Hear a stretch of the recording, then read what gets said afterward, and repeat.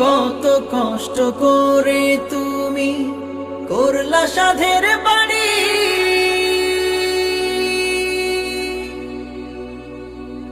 সেই বাড়িতে ঠাঁই হবে না, যাইতে হবে ছাড়ি। মোহমায়ার টানে তুমি রবের বিধান ভুইল না, মোহমায়ার টানে তুমি রবের বিধান ভুইল না।